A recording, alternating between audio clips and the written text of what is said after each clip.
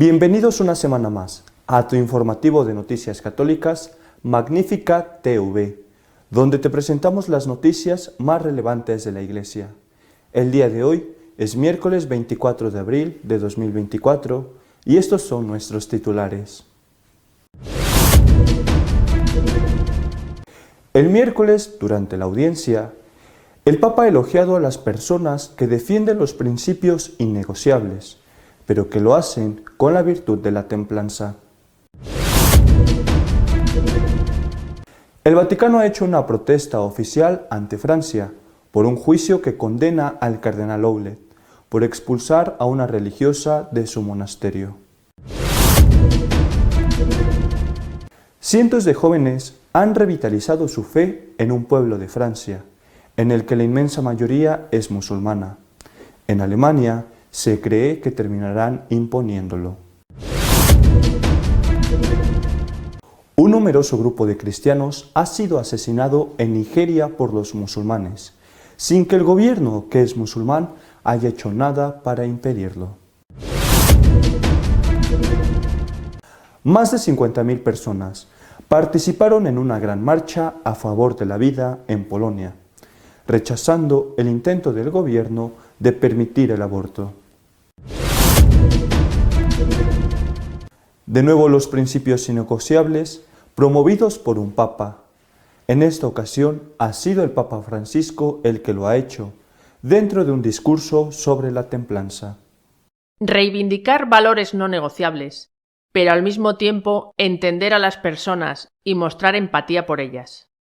Esta es la indicación del Papa Francisco, que vuelve así, indirectamente, a la polémica que siguió a la reciente declaración del Dicasterio para la Doctrina de la Fe sobre el cambio de sexo, la ideología de género y el final de la vida.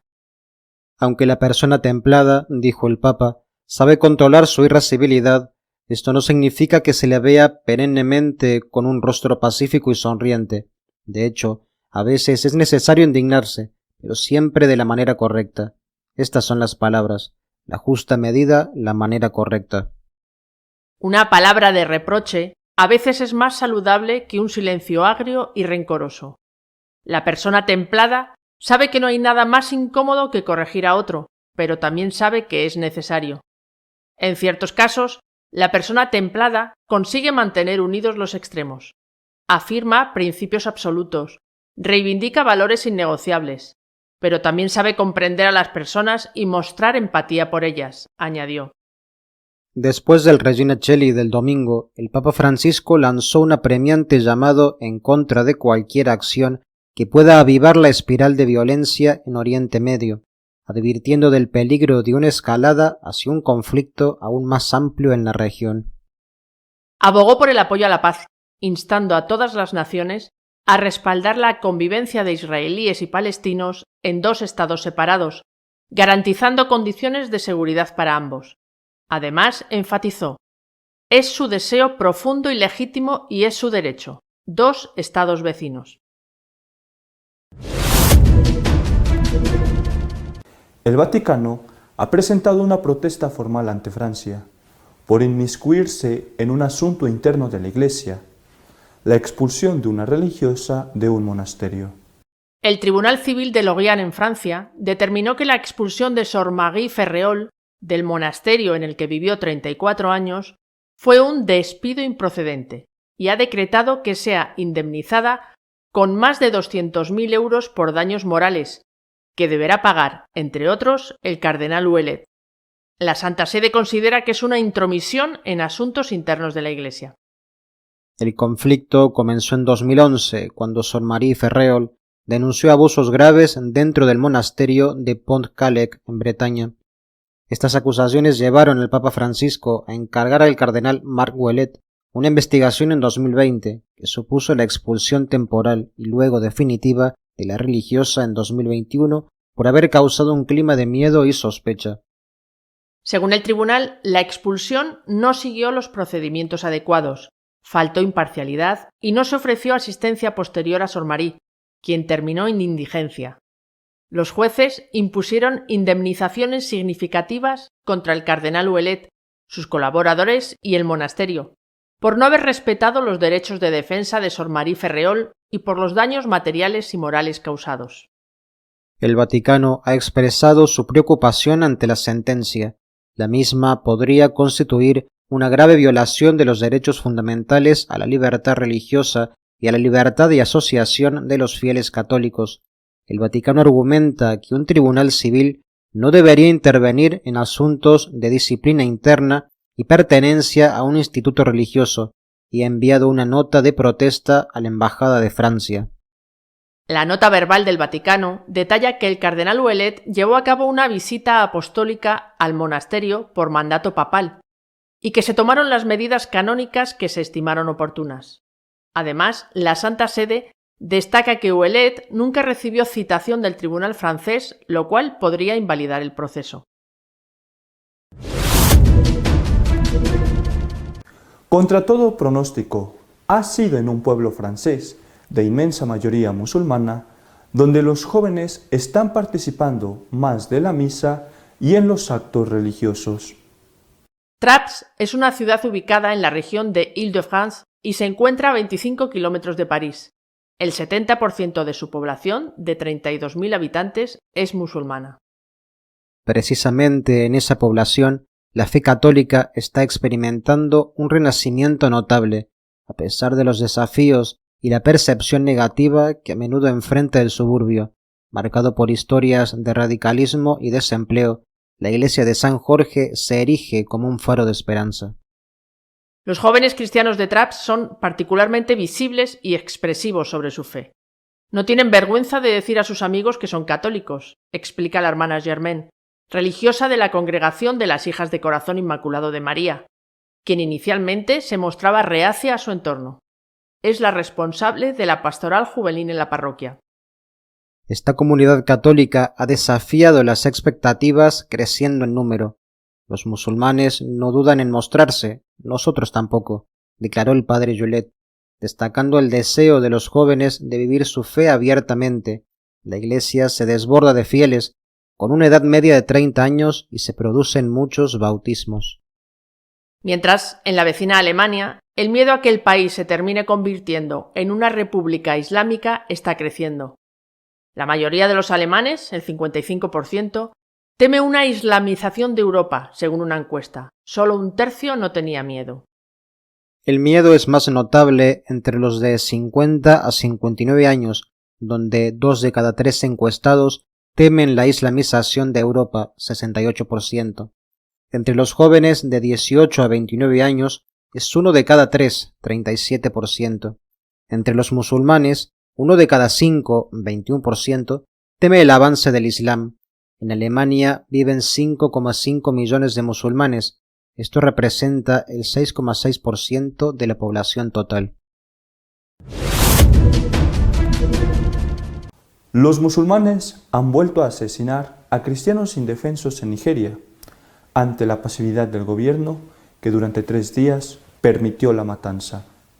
Terroristas islamistas de la etnia Fulani llevaron a cabo una masacre durante 3 días en la diócesis de Panshin, en la región conocida como Cinturón Medio de Nigeria, matando a 29 cristianos, hiriendo a otros 2 y quemando iglesias y casas.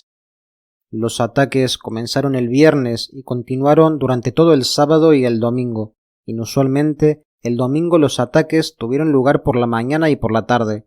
Esto es una desviación de los métodos habituales de los atacantes de actuar solo de noche. Ahora sucede a plena luz del día, cuando la gente menos lo espera. Estos ataques están diseñados para expulsar a los propietarios de las tierras, para que los extremistas musulmanes puedan tomar el control. La zona está abrumadoramente poblada por cristianos, y los atacantes militantes necesitan espacio para propagar sus creencias religiosas. Estos ataques se basan en los de Navidad y Pascua. Pasado mes de diciembre, en torno a los días de Navidad, hubo otra ola de asesinatos cuando los Fulani atacaron 26 aldeas en Bokos, matando a más de 300 cristianos. Hay inacción del gobierno ante este conflicto en todos los niveles. El propósito principal del gobierno es proteger vidas y propiedades, y no lo han hecho. La mayoría de las promesas hechas inmediatamente después de los ataques de Nochebuena aún no se han implementado. Miles de polacos se han echado a la calle para defender la vida, oponiéndose a los planes del gobierno de legalizar el aborto, volviendo así a los tiempos del comunismo. ¡Viva Polonia! El domingo tuvo lugar en las calles de Varsovia la Marcha Nacional por la Vida. Según los organizadores, 50.000 personas participaron en el evento. Fue una manifestación en defensa de la vida, la familia, los valores y la independencia del país respecto a influencias externas en la legislación sobre el aborto. La Marcha Nacional por la Vida fue patrocinado por la Conferencia Episcopal. El evento se centró en la defensa de la vida humana desde la concepción hasta la muerte natural y se complementó con actividades como misas en catedrales y la campaña Pañal para el Pequeño, para ofrecer apoyo concreto a madres y niños necesitados. Durante la marcha se llevaron a cabo diversas manifestaciones de apoyo a la vida, incluyendo el testimonio de una madre de 7 hijos, cuyo latido del corazón de su bebé no nacido fue escuchado por los asistentes. Participaron oradores significativos, como Marek Jurek, expresidente del Parlamento polaco. Jurek comentó la situación en Francia, asegurando que lo que se ha legalizado allí no era la libertad, sino el asesinato, y advirtió del peligro de que las legislaciones permisivas sobre el aborto en otros países puedan influir negativamente en Polonia. Nuestro editorial de esta semana está dedicado a comentar las palabras del Papa sobre los valores no negociables y la forma en que deben ser defendidos. En el año 2006, poco después de haber sido elegido Papa, Benedicto XVI se reunió en Roma con un numerosísimo grupo, unos 500 parlamentarios del Partido Popular Europeo. Ante ellos enunció por primera vez lo que después se han conocido ya con una frase llena de contenido, los principios innegociables. Unos principios innegociables que deben marcar no solamente la agenda que tienen que intentar llevar a cabo los políticos católicos, sino también el voto de los católicos. Volvió a hablar de ello al año siguiente, cuando se publicó la exhortación apostólica Sacramentum Caritatis. Y 2 años más tarde, en 2009, ante un grupo de obispos en visita al Límina, el Papa Benedicto habló con toda claridad de que era inexcusable dejar de orientar a los católicos según los principios innegociables, que era un deber de los obispos orientar a los católicos en el tema del voto sobre estos principios. No era la primera vez que la Iglesia se pronunciaba sobre alguno de estos temas. Antes que nada hay que recordar cuáles son los 3 principios innegociables. En primer lugar, la defensa de la vida, desde la concepción hasta la muerte natural. En segundo lugar, la defensa de la familia, entendida la familia como la unión de un hombre y una mujer, una unión con un matrimonio, una unión estable, abierta a los hijos. Y en tercer lugar, la defensa del derecho de los padres a tener la última palabra en la educación de los hijos y a poder impedir que sea el Estado el que eduque a sus hijos. Estos 3 principios innegociables, como digo, enunciados como tal por el Papa Benedicto en el año 2006 por primera vez, ya, por lo menos el tema del aborto, ya había sido muy tenido en cuenta por la Iglesia, que había impuesto, castigado con la máxima pena posible, que es la de la excomunión, a los que participaban directamente en un aborto e incluso a los políticos que en su labor legislativa habían promovido o apoyado la aprobación de leyes abortistas, por lo menos más abortistas que las que existieran en ese momento. Los principios innegociables fueron una referencia efectiva en toda esa época del pontificado del Papa Benedicto XVI. Habían sido importantes ya desde antes, sobre todo el tema del aborto en Estados Unidos. Durante el trienio de 1974 a 1977 fue presidente de la Conferencia Episcopal el cardenal Bernardín, arzobispo de Chicago, entonces que en ese momento aún no era arzobispo de Chicago. Y Bernardín, como había una fuerte presión en contra precisamente del aborto y una presión para orientar a los católicos sobre el tema del aborto en las elecciones, elaboró una doctrina que se conoció con el nombre de la túnica inconsútil. Hay que recordar que Bernardín llega a presidir el episcopado en 1974 y es en 1973 cuando se aprueba por el Tribunal Supremo norteamericano la posibilidad de llevar a cabo abortos legalmente. La doctrina de la túnica inconsútil de Bernardín decía que, hablaba de la túnica que tenía nuestro Señor, que estaba tejida de una vez y que a la hora de repartirse sus pocas posesiones, sus pocas prendas antes de crucificarle, los soldados habían decidido no romperla en pedazos, sino echarla a suertes. Cardenal Bernardín decía que eso había que hacer, lo de la túnica inconsútil, no romperla en pedazos, a la hora de orientar el voto. El aborto era efectivamente un tema importante, pero no era el único tema importante.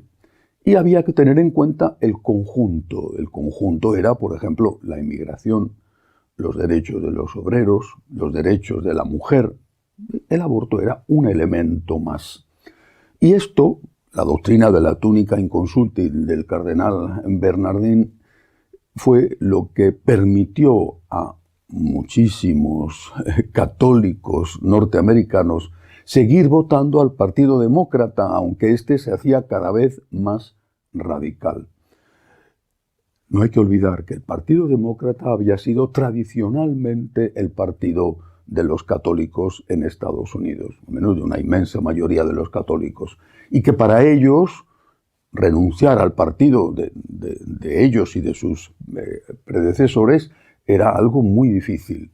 La justificación les vino dada con esta doctrina de la túnica inconsútil. Pero luego llegó Juan Pablo II, Benedicto XVI, y entonces fue cuando la situación empezó a cambiar. Y esta situación hizo una crisis en Estados Unidos durante la contienda para conseguir la presidencia del país entre Biden y Trump. Biden católico, pero abortista. El tema del aborto fue importante en esa lucha electoral. Ganó Biden, que se ha hecho, todavía es presidente, cada vez más radical en la cuestión del aborto, hasta el punto de que un grupo numeroso de obispos norteamericanos se plantearon la posibilidad de aplicar la ley canónica que establece la excomunión late sentencia, la excomunión automática, y de prohibirle acceder a la comunión, no solamente a él, sino a la que entonces era presidenta de la Cámara, Nancy Pelosi, que católica también, debido a su apoyo manifiesto, clarísimo, explícito al aborto. Recibieron entonces una carta del Vaticano en la que se decía: sería engañoso dar la impresión de que el aborto y la eutanasia constituyen por sí solos los únicos asuntos graves de la doctrina social católica que exigen el máximo nivel de responsabilidad por parte de los católicos. Dicho de otra manera, era una vuelta a la doctrina de la túnica inconsútil del cardenal Bernardín. El aborto, ahora ya estaba incluida también la eutanasia. Bueno, son temas importantes, no cabe duda, nunca se ha dicho lo contrario, pero es uno más, no se puede hacer otra cosa. Ante esto, el intento colectivo, repito, de un grupo de obispos, un grupo importante de obispos, de negar la comunión a Biden, fracasó, se paró en seco. Bien, hemos estado así hasta hace muy poco. Se ha publicado Dignitas Infinita, es decir, un documento de doctrina de la fe donde se enumeran los atentados contra la dignidad humana y el aborto, la ideología de género, la eutanasia, ocupan un lugar destacadísimo. Algo tiene que cambiar después de esto. Pero es que para colmo, este miércoles, en el mensaje que todos los miércoles da el Papa con motivo de la audiencia general, el Papa Francisco ha utilizado de nuevo el concepto principios innegociables. Puedo estar equivocado, no he rastreado, me parece difícil hacerlo, todas las palabras que el Papa Francisco ha dicho a lo largo de su pontificado, por si ha usado este concepto alguna vez. Yo no lo recuerdo. Creo que es la primera vez que el Papa Francisco utiliza este concepto, principios innegociables, y ha sido utilizado inmediatamente después de publicada Dignitas Infinita. Es verdad que el Papa ha dicho que tiene que ser aplicado teniendo en cuenta dos elementos, dos cosas. Primero, moderación, y segundo, escucha atenta a las razones que tienen los que piensan distinto de nosotros. Y estoy completamente de acuerdo con el Papa. Es decir, no podemos defender la vida usando violencia. Defender la vida con insultos, con amenazas o con violencia física no es nuestro camino ni puede serlo nunca. Y no me refiero solo a la vida, los tres principios innegociables: vida, familia y derechos de los padres. La moderación es imprescindible. Y del mismo modo, me parece no solo caritativo, sino inteligente escuchar al que tiene un planteamiento distinto al nuestro, porque eso nos ayuda a ver si estamos o no con la razón, si tenemos que modificar en algo nuestros planteamientos, o incluso nos ayuda a reafirmarnos más en ellos. Pero moderación y escucha no pueden significar tibieza. Estamos en un momento de la historia de la humanidad tan trascendental, y no solamente por las amenazas de guerra, sino por la situación que se está viviendo con respecto a la natalidad. En el año 2022, que son los últimos datos que se tienen, más de la mitad de las personas que murieron en el mundo, incluido las que murieron debido al COVID, más de la mitad murieron debido al aborto. Y eso teniendo en cuenta que no se contabilizan ahí los abortos por medios químicos, la píldora del día siguiente, por ejemplo, porque nadie sabe si hubo o no hubo aborto, entre otras cosas. La situación de la familia es igualmente grave. Es que no hay matrimonios, no ya por la Iglesia, no estamos hablando a nivel mundial. Es decir, la situación es tan grave que no es que nos afecte a nosotros los católicos, está en juego el destino de la humanidad. Ante esta situación, plantearnos una postura de tibieza, de ambigüedad, es suicida para el mundo y, por supuesto, para nosotros los católicos. Los principios innegociables tienen que volver a orientar de una forma decisiva el voto, no como un elemento más dentro de un conjunto de 20 cosas, sino de una forma decisiva el voto. Lo acaba de decir, aunque no ha hablado del voto, lo acaba de decir el Papa Francisco, que basta con citar estas dos palabras, principios innegociables, para que todo el mundo sepa a qué se refiere, con las matizaciones que él ha hecho y que ha hecho muy bien en hacer. Hay que recordar aquellas palabras que están escritas en el Apocalipsis, porque estamos quizá ante una situación apocalíptica. Hay que recordar esas palabras escritas por San Juan: a los tibios los vomito. No podemos estar con tibieza en este momento a la hora de defender los tres principios innegociables. Naturalmente y por desgracia nos encontramos siempre con la disyuntiva de qué elegir, porque no hay, o es muy difícil que haya, una cosa que nos satisfaga plenamente a la hora, por ejemplo, de votar. Es muy molesto, incluso crea problemas de conciencia, tener que votar al mal menor. a mí me los crea, desde luego, pero es que hay situaciones en las que no queda más remedio. Y esto vale para Estados Unidos, para México y para todos los países donde los católicos todavía son una fuerza relativamente significativa a la hora de influir en el voto. Es un deber de los pastores hacer caso al Papa, hacer caso a Dignitas Infinita, que acaba de decir el Papa Francisco que hay que volver a tener en cuenta los principios innegociables. Es un deber de los pastores hacer caso a esto. Es verdad que las posibilidades de que les escuchen son cada vez menores, por desgracia, pero eso que es importante no es tan importante como el hecho de que se callen. Nuestros fieles, nuestros católicos, necesitan saber qué tienen que hacer en una hora como esta, cuando más de la mitad de las muertes en el mundo se deben al aborto, cuando no nacen niños, cuando no hay familias. Si en este contexto seguimos siendo ambiguos y seguimos aplicando lo de la túnica inconsútil, de que eso es un elemento más, entonces se nos aplicarán a nosotros las palabras de San Juan en el Apocalipsis. A los tibios los vomito. Dios quiera que eso no ocurra. Hasta la semana que viene, si Dios quiere. Recuerda que cada miércoles sacamos un nuevo vídeo con las noticias más relevantes de la Iglesia. También te invitamos a visitar nuestro canal de YouTube, donde puedes encontrar la Santa Misa, el Santo Rosario y la homilía del día, entre otras muchas cosas. Hasta la semana que viene, si Dios quiere.